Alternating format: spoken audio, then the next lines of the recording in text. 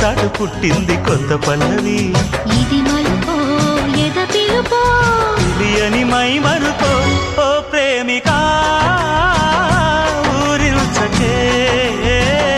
ఓ మోహమా మురిపించకే. చల్లగాలికి కోరికొచ్చింది వచ్చింది చందమామకే బొట్టు పెట్టింది. వెండి